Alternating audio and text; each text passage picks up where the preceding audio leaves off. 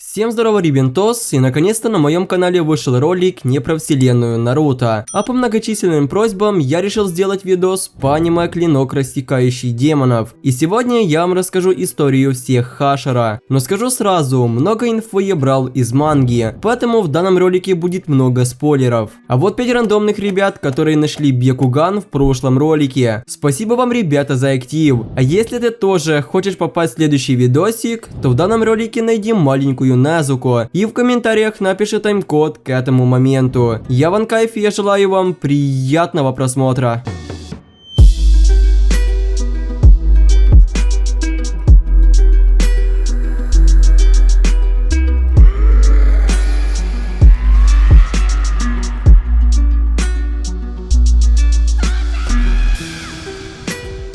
И начнем мы с Узуи Тенгена, который является столпом звука. Точнее сказать, когда-то им был. Он родился в семье шиноби, в которой у него было 8 братьев и сестер, и все они также были шиноби. Но к тому времени, когда Тенгену исполнилось 15 лет, 7 из них уже были мертвы. Его отец заставлял детей интенсивно тренироваться, и единственными, кто выжили, были Тенген и его второй младший брат. Он упоминал, что его брат был копией отца и был безжалостным, как и он сам. В итоге Тенген покинул путь шиноби и вместе с 3 девушками, Сумой, Макио и Хинацуру, стал охотников на демонов. Эти же девушки в будущем станут его женами. После чего он стал столпом звука. Но после сражения с Гютаро и Даки, Узуи Тенген покинул ряды охотников на демонов, так как он получил множество травм, потерял левую руку и левый глаз. Но то, что он остался жив в этом сражении, это все заслуга Незуко, так как она с помощью своей техники демонической крови смогла вытащить из Тенгена весь яд. Однако даже в таком состоянии он принимал участие в тренировках со столпами, как один из тренеров. А во время битвы с Мудзаном он вместе с бывшим столпой пламени Шиджуру Ренгоку защищал новую главу клана Убуяшики. Также хочу отметить, что он один из 3 столпов, которые остались живы.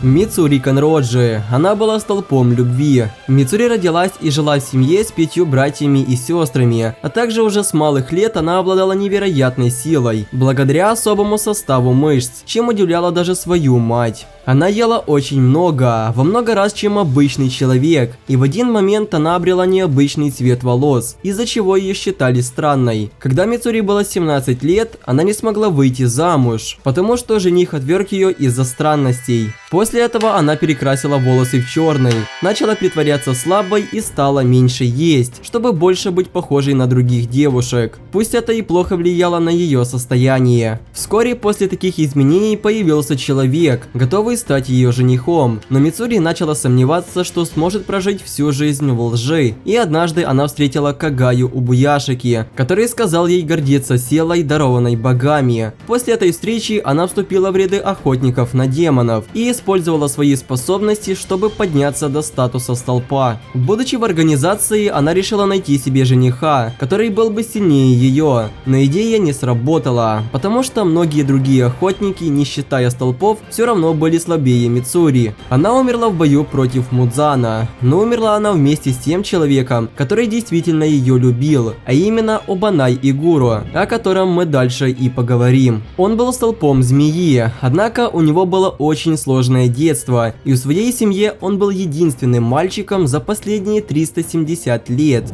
Обаная держали в деревянной клетке, куда семья приносила для него еду, но когда ему исполнилось 12 лет, его выпустили из этой клетки и принесли в украшенную золотом комнату, где расположилась демон-змея. Как оказалось, этот демон не убил его сразу, благодаря его необычным глазам. Осмотрев Обаная, демон-змея приказала 2 женщинам разрезать ему рот, чтобы сделать его похожим на нее. Пережив это, он понял, что нужно бежать как можно скорее, но в ходе побега он встретился лицом к лицу с демоном-змеей. Подточив деревянные прутья украденной заколкой, Обанай сбежал со своим другом-змеей Кабурамару, с которым он подружился в клетке. Но демон-змея сразу узнала про это и погналась следом за ним, перед этим убив 50 человек из его семьи. Обаная спас Кёуджиро и привел его обратно. Единственная выжившая кузена Обаная накричала на него с обвинениями, что если бы он не сбежал, семья осталась бы в живых. так он решает стать столпом, чтобы защищать других от безжалостных демонов. Игору всегда беспокоился о своей выжившей кузине, и когда он расспрашивал окружающих, чтобы узнать, что с ней случилось, он обнаружил, что она живет комфортной жизнью на оставшееся состояние. Вышла замуж, родила детей и очень счастлива. Игору умер так же, как и Мицури в бою против Мудзана. Но перед их смертью они признались друг другу в чувствах, и Обанай пообещал сделать ее своей женой в следующей жизни. Моичиро Токито. Он был столпом тумана, а также был самым юным Хашира, ведь ему было всего 14 лет. Он, как и его брат-близнец Юичиро, является потомками высшей первой луны Кокушибо. Они родились в семье дровосека, и когда им было по 10 лет, их мать сильно заболела. В итоге у нее развился бронхит, и она умерла в своей постели. До этого их отец сильно переживал за состояние своей жены, поэтому, несмотря на метель, отправился искать лекарства и другую медицинскую помощь. Но по пути в деревню он упал с обрыва и разбился насмерть. Моичиро унаследовал от отца добрый характер, однако его брат судил обо всем безразлично, иногда был груб и всегда стоял на своем. Они часто ругались из-за разности характеров, поэтому Моичиро было трудно жить с братом. Когда пришла весна, их нашла жена Кагаи Убуяшики Амане и предложила им присоединиться к охотников на демонов. Моичиро был взволнован тем, как Юичиро агрессивно отреагировал на предложение, дав на него отказ. В присутствии гнева Юичиро обвинил чрезмерную трудолюбивость и доброжелательность родителей в их смерти, указывая на то, что им следовало бы принимать все решения на холодную голову. Моичиро не удалось переубедить брата вступить в организацию. Амана все же не перестала приходить к близнецам, но всякий раз Юичиро гнал ее прочь. В начале лета в их дом пришел демон. Пытаясь защитить брата, Юичиро потерял свою левую руку, из-за чего Моичиро в ярости до смерти избил демона на улице всеми вещами, что попались ему под руку. Придя домой, он увидел своего окровавленного брата, который молил небес о его жизни. Юичиро говорил о том, каким хорошим был его брат, который хотел помогать другим, и что он сам лишь мешался у него под ногами. Моичиро взял его за руку, но Юичиро уже медленно умирал и в конце окончательно перестал дышать. Позже их нашла Амане и забрала Моичиро к себе, чтобы исцелить его. После происшедшего он потерял большинство своих воспоминаний и начал работать охотником на демонов. Он стал Хашира уже через 2 месяца после присоединения к организации, а его воспоминания оставались потерянными до событий, происшедших в деревне Кузнецов. Постепенно он стал вспоминать образ своего брата и другие эпизоды из его прежней жизни. Моичиро погиб после того, как получил смертельный удар от Кокушибо. Кёджуро Ренгоку. Как и его отец, он был столпом пламени. В детстве отец тренировал Кёджуро и его младшего брата Сэнджиро искусство владения мечом, для того, чтобы они могли пойти по его стопам и стать охотниками на демонов. Но в неизвестный промежуток времени, когда Кёджуро еще был мал, его мать Рука дала ему последнее наставление на то, чтобы он защищал по мере своих возможностей и не использовал свою силу в корыстных целях. После смерти Руки, отец Кёджуро начал пить и вскоре покинул пост столпа пламени и прекратил тренировать сыновей. И несмотря на это, Кёджуро использовал записи о техниках дыхания, самостоятельно овладел дыханием пламени и стал одним из сильнейших столпов. Но в арке демонического поезда Кёджуро, к сожалению, погиб. Он столкнулся с третьей высшей луной Аказой, которая его и убил. Но в последний миг своей жизни Кёджуро увидел силуэт своей матери. Спросив ее, справился ли он со своими обязанностями, получив положительный ответ от своей матери.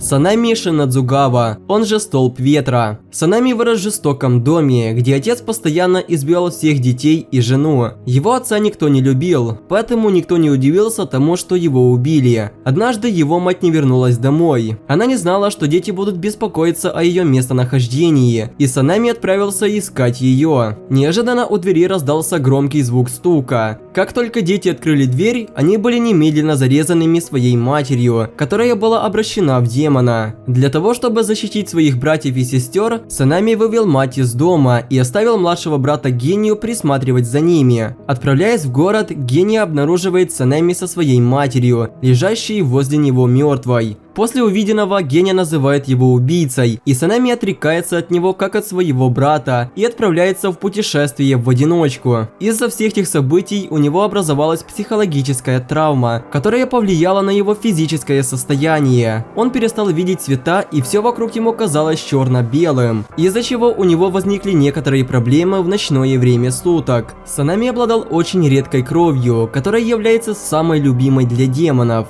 Изначально он ходил на гору ночью, ловил демонов, вешал их тела на деревья и ждал, пока наступит утро и солнце сожжет их. Санами долгое время охотился на демонов, не зная ни про охотников на демонов, ни про клинки Ничирин. Однако, однажды он встретил охотника на демонов, который познакомил его со столпом ветра. Они объединились в одну команду и долгое время вместе тренировались и убивали демонов. Но однажды им удалось убить первую низшую луну. Но так как никто не смог выжить в этой битве, лишь у Санами получилось стать столпом Гёмэй Химиджима, который был столпом камня. До того, как Гёмэй стал охотником, он жил с 9 детьми-сиротами, воспитывая их в своем храме. Район, в котором они проживали, был хорошо известен из-за частых нападений демонов, поэтому на закате Гёмэй всегда зажигал фимиан с глицинией, чтобы отогнать любых демонов, которые могли бы навредить ему и детям. Однажды один из детей нарушил правила храма и покинул его ночью, в результате чего столкнулся с демоном. Чтобы спасти собственную жизнь, ребенок сказал демону съесть других детей, включая Гёмэя. После наступления ночи, ребенок убрал все благовония и впустил демона в храм. 4 детей были мгновенно убиты, а 3 других сбежали из храма, игнорируя просьбу Гёмэя остаться. Его невысокий рост и слепота питали недоверие, которое дети испытывали к способностям Гёмэя защитить их, что привело к тому, что они оставили его, и в конечном итоге все равно были убиты демоном. В конце концов, только Сайо послушала Гёмэя и спряталась за ним. Он начал беспощадно нападать на демона. Поняв, что у него много огромной скрытой силы, он продолжал бить демона, пока не взошло солнце и демон не умер. Вскоре после этого люди пришли на место происшествия, чтобы помочь, но Сайо, будучи шокированной и испуганной, обманула всех, сказав, что Гёмэй это чудовище, и всех детей убил именно он.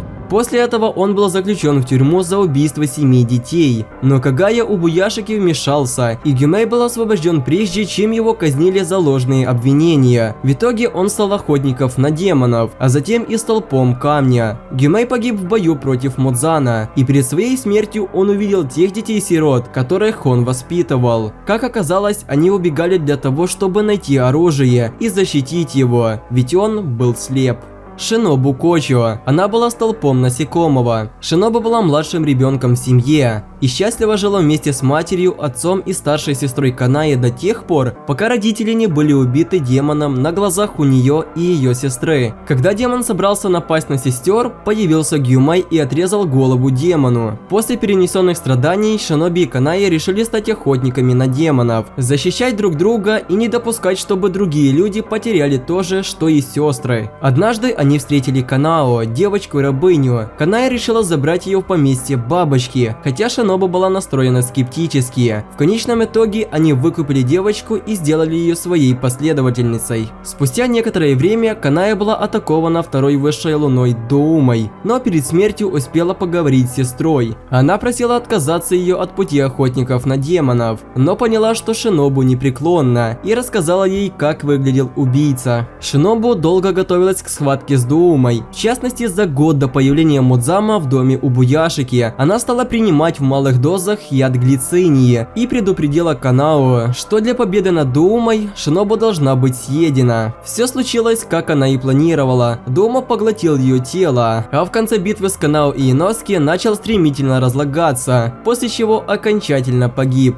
Гио Тумиока, он же столб воды. Когда Гио был молод, его семью убили демоны, но он выжил, потому что его защитила старшая сестра ценой своей жизни. Гио говорил другим людям, что ее убил демон, но его посчитали психически больным и попытались отправить к родственнику, который занимался лечением. Гио пытался сбежать и чуть не погиб, но охотник, знавший Урокодаки, спас его. Когда Гио было 13 лет, он встретил Сабиту, и они стали близкими друзьями. друзьями, потому что были ровесниками и имели похожее прошлое. Они оба смогли пройти до финального отбора на горе Глицений, во время которого Гио был ранен демоном, и Сабито спас его, а затем ушел помогать другим участникам. Гио потерял сознание, а когда пришел в себя, то узнал, что прошел отбор, а его друг погиб. Тогда Сабито стал единственным, кто умер на этом отборе. Но если бы не он, то умерли практически бы все. В принципе, ролик уже подходит к концу. Пишите в комментариях, кто ваш любимый столб. А на этом у меня все.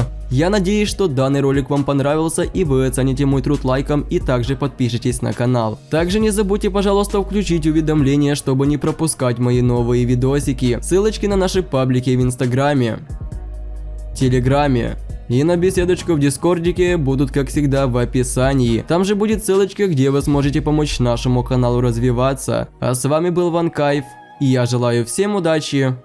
Всем пока.